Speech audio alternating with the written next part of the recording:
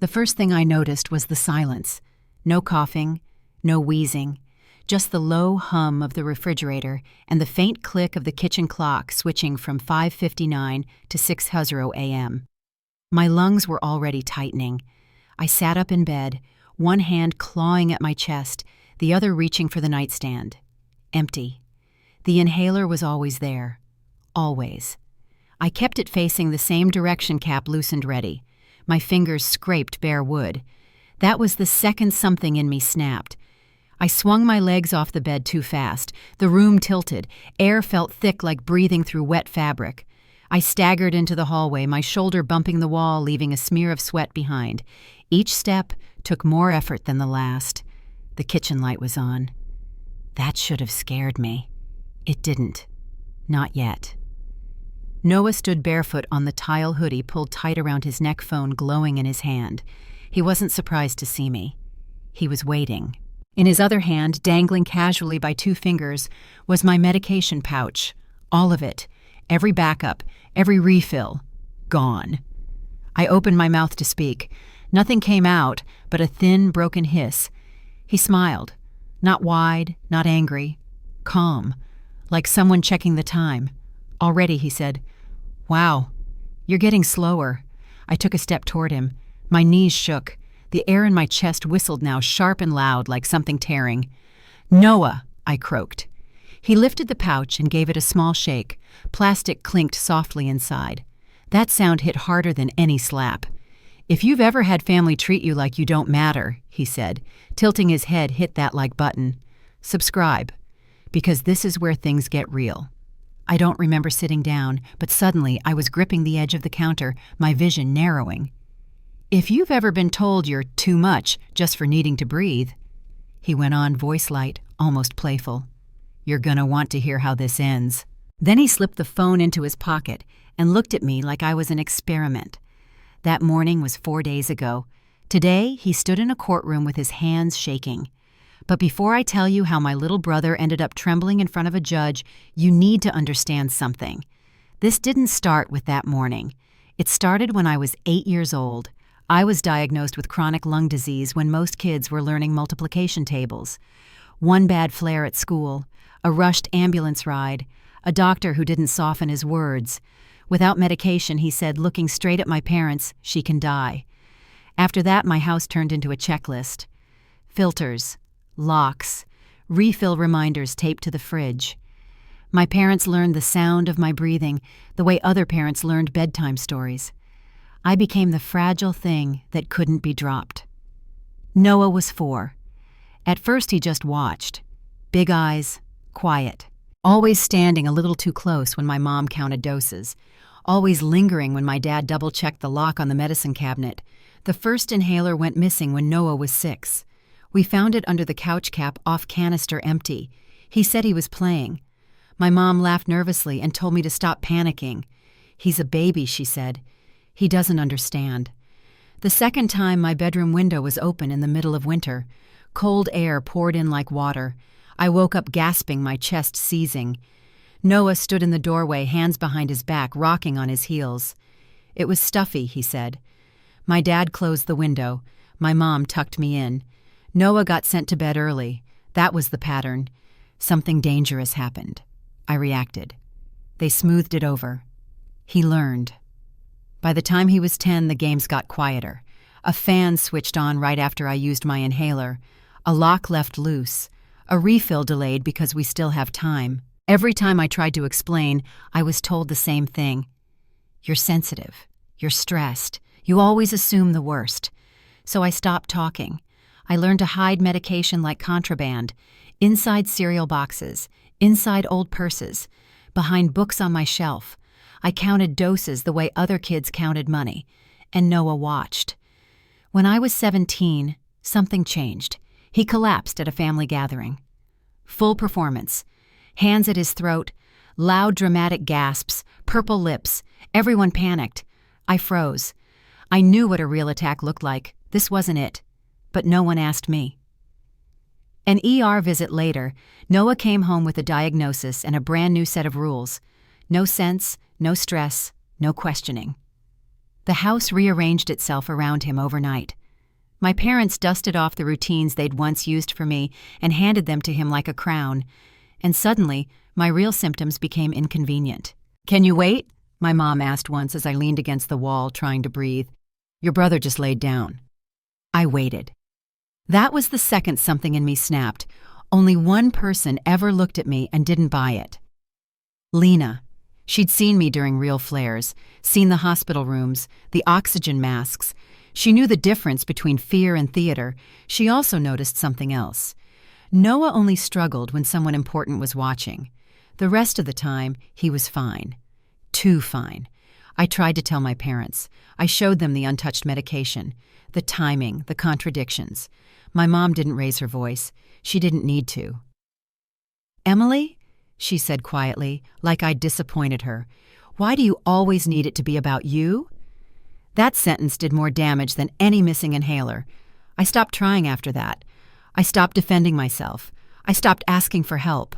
I learned that in our family, breathing was a competition, and Noah was winning. The last thing my mother said to me before everything broke was said in the kitchen under the same yellow light where I would later beg for air. She didn't shout. She didn't look angry. She just sighed and said, "Can you please not make a scene this morning? There's a moment when you realize your body no longer belongs to you. Not in a dramatic way. Quiet. Administrative." For me, it happened the year Noah turned 12. That was the year my parents stopped watching my chest when I breathed. They still remembered I was sick. They just didn't orbit me anymore. I'd gone from emergency to maintenance, from crisis to background noise. My illness became predictable, and predictable things stopped being protected. Noah, on the other hand, was becoming interesting. It started small, subtle. A cough at the dinner table that made my mom pause mid-sentence, a hand pressed flat to his chest during family movie nights, a sharp inhale when my dad walked past his room. Nothing dramatic, nothing you could accuse, just enough. The first time he borrowed my symptoms, I noticed because of the timing. I'd just come back from a pulmonary checkup. Good news, stable numbers, no hospitalizations in 6 months. That night, Noah wheezed loud enough for my parents to hear through 2 walls. They rushed to him. I lay awake in the dark, staring at the ceiling fan, counting breaths. I didn't need to count anymore. The next morning, my mom canceled my follow-up appointment. "We need to focus on your brother right now," she said, already grabbing her keys. That was the third something in me that snapped. From then on, it was like watching someone slowly put on my skin. He learned the sounds first. The shallow gasp, the delayed exhale, the way panic could be mimicked just by widening your eyes. He learned posture, the slight hunch forward, hands braced on knees, the look of concentration people mistook for pain. What scared me wasn't how well he copied me. It was how quickly he improved. By 13, he knew exactly when to start. Not during chores, not during schoolwork, only when attention was available, only when someone important was watching. At family dinners, doctor visits, school pickup lines. Never alone, never with me. I started noticing things no one else wanted to see. His inhalers stayed full. Mine ran empty. His refills were early. Mine were still okay. He could sprint up the driveway chasing a ball, then collapse theatrically when my mom stepped outside. When I pointed it out once, just once, my dad didn't even look at me. "You're not a doctor," he said. "Stop diagnosing your brother." So I stopped. I learned a different skill instead. Silence. I learned how to step back without being asked, how to swallow discomfort so it didn't inconvenience anyone else, how to breathe quietly when breathing was hard. I learned how to disappear while still living in the same house. Noah noticed. That's the thing about people who crave attention. They notice when the spotlight dims, and they resent the person who used to stand under it. By the time he was 14, the house had unofficial rules. No strong smells, no loud arguments, no sudden noises. All because it might trigger Noah. When I had a flare after a long shift at work, my mom sighed. "Can you just take care of it yourself?" she asked. "Your brother's resting. I took care of it myself, in the bathroom, on the floor, with a locked door." Lena was the only one who ever knocked. She'd sit outside back against the tub, listening to my breathing slow. "You know he's lying," she said once. "Flat. Certain." I nodded. But knowing something and proving it are different games. Noah understood that too. That's why he escalated carefully. He started losing my medication, not stealing it outright, just misplacing it. A missing canister here, an unlocked case there. Every time I panicked, every time my voice went tight, he'd appear in the doorway wearing that innocent confusion. "Did you check your bag? Maybe you already used it. Why are you freaking out?" My parents echoed him without realizing it.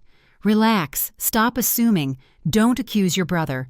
The gaslighting didn't feel aggressive. That's what made it work. It felt reasonable, gentle, concerned, like I was the problem. I started keeping count again. I hid medication in places I never told anyone about. I stopped sleeping deeply. Some nights I'd wait until I heard Noah's door close before I checked my stash. Other nights I'd find it untouched and lie there heart racing anyway. Fear doesn't need a trigger once it's learned the pattern. The worst part wasn't the danger. It was the look he gave me when no one else was around. Not angry, not jealous, satisfied. Like he'd finally solved something. Once I caught him watching me from the hallway as I struggled to catch my breath after work. He didn't move, didn't help, didn't call anyone. He just observed. Later that night I heard him coughing in his room. My mom rushed past me without slowing down. That was the moment I understood the hierarchy. Breathing wasn't about survival anymore. It was about power. And Noah had figured out that my illness, the thing that nearly killed me as a child, was the easiest way to control the entire house. I wasn't sick enough to die. But I wasn't healthy enough to fight. I existed in that narrow space where damage could be done quietly, where nothing looked dramatic enough to stop it. The last conversation before everything tipped over happened on a Tuesday morning. I was sitting at the table counting pills into a travel case. My mom watched me for a long second, then shook her head. "You don't need all that," she said. "You're not the fragile one anymore." Noah smiled into his cereal. I closed the case anyway. My hands were shaking. Not because I couldn't breathe, but because I finally understood something I hadn't wanted to admit. My illness didn't make me special anymore. It made me expendable. And my brother knew exactly how far he could push before anyone noticed. He was about to find out what happened when he pushed past it. The house didn't change all at once. It shifted. Furniture first, then schedules, then language. Words like trigger and flare started orbiting Noah's name instead of mine. By the time he turned 15, my parents spoke about his body the way they once spoke about mine, softly, urgently, like it might shatter if handled wrong. He earned it carefully. The first big performance happened on a Sunday afternoon. We were in the backyard, late summer, heat pressing down like a lid. My mom had just set lemonade on the table when Noah staggered back from the fence, one hand clawing at his throat. His timing was flawless. He waited until everyone was looking. His face went red, then blotchy. His breathing came in sharp, uneven pulls. He dropped to one knee on the concrete patio, gasping loud enough to freeze the conversation. My mom screamed his name. I stood up and stopped. I knew that sound. Not the pitch, not the rhythm. The absence behind it. Real attacks don't leave room for drama. This one did. An ambulance came anyway. I rode in silence, watching the paramedic's eyes flick between Noah's monitor and his face, watching confusion form and then smooth itself away into professionalism. 2 hours later, we were home. New diagnosis, new restrictions, new rules. Just like that, Noah became fragile, and I became irrelevant. He learned the system fast. He memorized the phrases doctors responded to. He described symptoms in textbook order. He asked the right questions, nodded at the right moments, looked scared but cooperative. The nurses loved him. Such a good patient, they said. So aware for his age. He practiced in the mirror. I saw him once standing in the bathroom, lips pressed tight, watching his reflection carefully while he held his breath. When I walked past, he dropped the act instantly and smiled. The performances multiplied. At school, at family gatherings, at the grocery store, always just enough to justify attention, never enough to raise suspicion. My parents rearranged their lives around him without hesitation. Mom quit her weekend shifts. Dad installed new air filters and banned guests with pets. A spare bedroom turned into a recovery room with a humidifier that hummed all night. They started carrying his medication the way they used to carry mine. I watched my history get reassigned. When I had a real flare after a long shift, my mom told me to sit down and breathe quietly. "Don't stress your brother," she said. The irony tasted metallic in my mouth. Lena noticed everything. She stayed over more often. She watched Noah the way a lifeguard watches water. She noticed how he could run laps during PE when the coach was watching, but needed help walking to the car when my mom arrived. How his inhalers were always full. How mine were always low. She noticed how he never woke up coughing when no one was around to hear it. One night, we sat on my bedroom floor with the lights off, whispering like we were planning a crime. "He's lying," she said. Not angry. Observational. "I know," I said. "Does anyone else?" I didn't answer. The proof came by accident. It was Thanksgiving weekend. The house was packed. Too many people, too much noise, too much opportunity. Around 2 a.m, I woke up to use the bathroom and noticed Lena's bed was empty. She slipped back into the room 10 minutes later, eyes wide, phone clutched tight. "You need to see this," she whispered. The video was grainy, shot through a half-open door. Noah sat in the garage, feet up on a cooler, laughing at something on his screen. He inhaled deeply from a sleek black vape and blew out a thick cloud of sweet-smelling vapor. No cough, no wheeze, no fear, just ease. 26 seconds of truth. I stared at the screen until my hands started shaking. "Tomorrow," I said. "We show them tomorrow." Morning came with coffee and noise and plates sliding across tables. Noah waited. He always waited. When every relative had food, when every conversation was loud enough to pull focus, he stood up, hand to chest, stagger, collapse. The performance was beautiful. My mom screamed. Someone yelled for an inhaler. Chairs scraped back. Lena stood. She didn't rush. She didn't shout. She walked to the living room television, connected her phone, and pressed play. The room went silent, except for the hiss of vapor filling the screen. Noah froze mid-gasp. You could hear the video clearly. The laugh, the click of the vape, the sound of him breathing normally. A man named Mr. Collins, our neighbor, a retired EMT, knelt beside Noah before anyone could speak. He clipped a pulse oximeter to Noah's finger. 99, he said calmly. Perfect oxygen. No one moved. My dad's face drained of color. For the first time, he didn't look confused. He looked betrayed. He made Noah sit there and watch the video again. Made him face the room, made him explain. Noah tried tears, then anger, then silence. It didn't matter. He was given 30 days to leave. No yelling, no threats, just a boundary.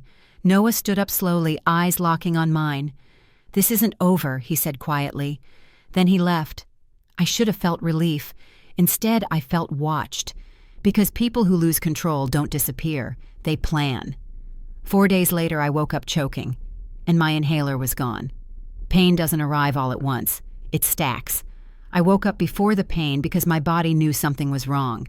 Not fear, not panic. Absence. The space where air should have been felt hollow, like my lungs had been unplugged. I rolled onto my side and reached for the nightstand. Nothing. The wood was cold. Bare. My fingers searched again, slower this time, as if the inhaler might materialize if I moved carefully enough. It didn't. That was the moment my heart started racing ahead of my breath. I sat up too fast. The room pitched. The edges of my vision dimmed. I tried to inhale and got a thin, tearing whistle instead. Wrong. This was wrong. I stood stumbled, caught myself on the doorframe. Each step into the hallway felt heavier, like the house itself was pushing back. The kitchen light was on. That shouldn't have been possible. My parents were asleep. Lena was asleep. The house was locked. Every lock had been checked the night before, twice. I made it halfway down the stairs before my knees buckled. I slid the rest of the way down on my hip breath, sawing in and out of my chest in short, useless bursts. The sound was loud now, high, sharp, animal. The lockbox was open. Not broken, not forced. Open. The cabinet doors hung crooked drawers pulled halfway out like someone had searched in a hurry, but not in fear. Methodical. Familiar. Every hiding place was empty. The refrigerator shelf where I kept the emergency stash, gone. The pantry tin, gone. The spare in my coat pocket by the door, gone. I turned slowly, already knowing.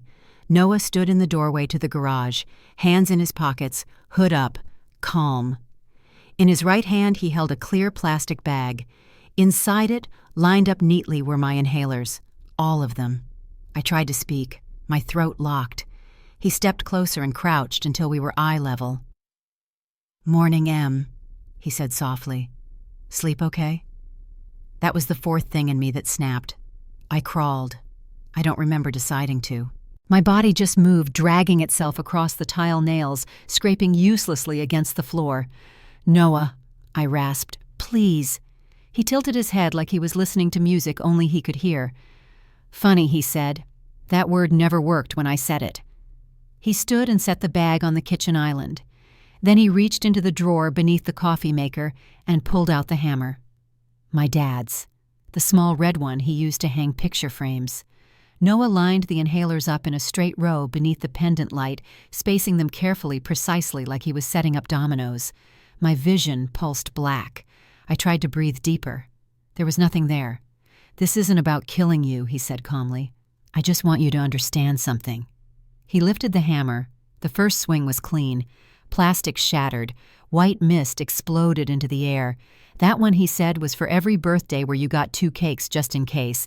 I screamed without sound. The second inhaler cracked open, spraying medication across the counter.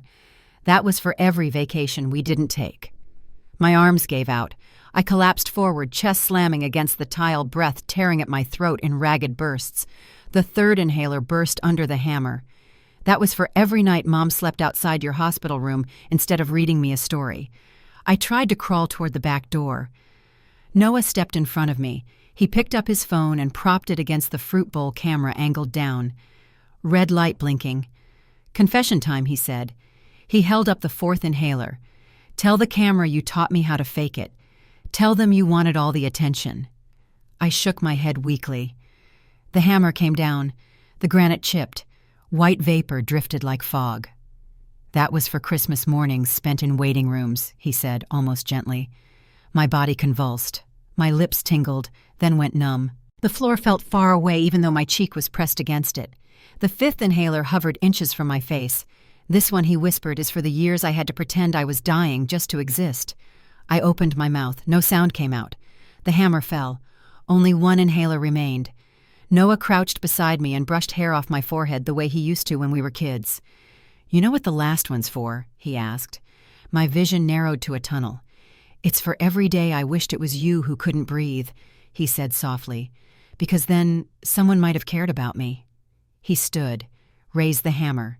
Any last words? The world went dark. The back door exploded inward. Wood splintered. The sound cracked through the kitchen like a gunshot. Mr. Collins came through the opening like a force of nature. He took the scene in one glance. Me on the floor, skin gray, lips blue.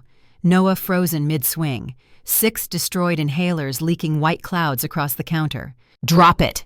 Mr. Collins barked. Noah dropped the hammer. Mr. Collins was on his knees beside me in seconds, tilting my head back, clearing my airway. "Stay with me," he said. "Stay." 2 breaths. 30 compressions. Again. My chest rose under his hands. Somewhere far away, a phone was calling 911. Sirens grew louder. Hands replaced hands. Oxygen flooded my face. I felt my heart stutter once hard, then nothing. I came back in pieces.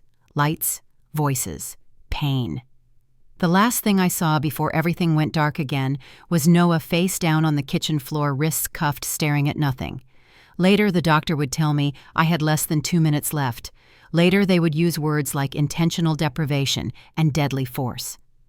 But that morning, as my lungs finally filled with air that wasn't borrowed or begged for, I understood something with perfect clarity.